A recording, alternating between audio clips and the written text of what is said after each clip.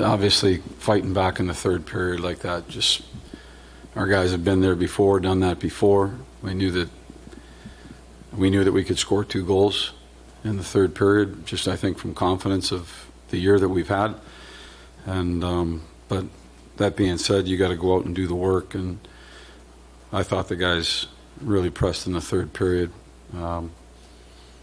First period was fast. There's hardly any whistles. It went up and down the ice really quick. And second period, I thought the chances went back and forth. Both goaltenders were really good. Some big saves, but it came down to the third period for us where we had to go out and get something done. And I just thought the guys pushed really hard. They never caved on that game. They brought their best in the third period. Molly? Peter, just what could you say about what Chris Kreider did in the third period there? I just saw him for the first time out in the hallway here, so just because he was tied up. But that is just a monster third period. I mean, he put it on his back, and he really delivered. There was a lot of it was more than him, but at the end of the day, we needed to score goals, and this is what he does, and this is what he did tonight. It was pretty unbelievable performance by him, especially for a guy who, wasn't on the ice yesterday. And to come back and throw in a game like that, throw in a third period like that is pretty special.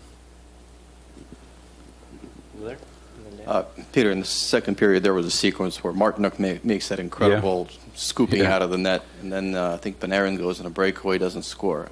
An outsider watching that thinks that, well, it's just not the Rangers' day. Yeah.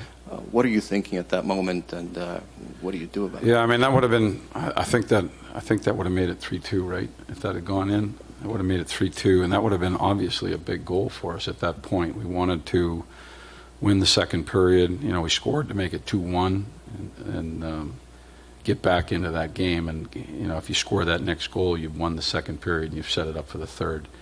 And there was that was sequenced. Didn't go our way. Conversely, as we're pushing in the third period, you saw Igor make some monster saves in the third at the right time as we were trying to score, as we were trying to push that game. And oftentimes that happens. You loosen up or you leave yourself a little bit on the back end, and you need your goaltender to make saves. I thought he made some incredible saves throughout the game, but especially in the third period. Dan? Peter, in between periods, I don't know if you heard him say it, but Chris Kreider apparently said, "I'm going to go get one." And he obviously goes and gets 3. But did he call that? Apparently he did. He didn't call 3. I don't think he called 3. That'd have been something.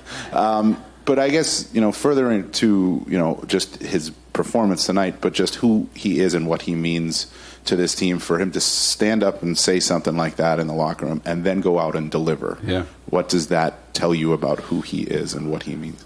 Well, I mean, he's a leader one of the leaders on the team for a reason, and he's been here. He's the elder statesman on the team, one of them, and we needed that from him. We needed that from the leaders on the team, Panarin and Trocheck and Shesterkin. We needed those guys to be big. We needed everybody, so I don't want to sell it like it was just those guys, because it was a huge effort tonight against a really good hockey team, a team that's been tops in the league for the last 4 or 5 years. They've had an incredible record and extremely hard to play against.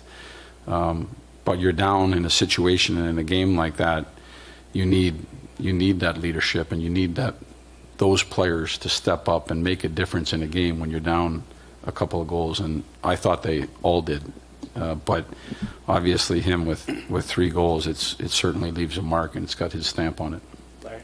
Peter, I'm wondering if you ever get the feeling that this team is carrying a burden of Rangers history that they haven't won in so long, and the narrative is they haven't done it, done it, and it's more about the history than it is about this team. So I'm wondering, are you aware of that? Yeah, I think I might be somewhat aware of it. Having not been here, Larry, I can only tell you like the story of what's gone on this year, what we've seen this year from this group, right? But understanding a little bit of that history, and I'm pretty honest about what I see in a game, and I thought we played a really good game in Game 4, a little bit loose in the first period. We were way off the mark in Game 5. And at that point, maybe what you're saying can sneak in or slide in.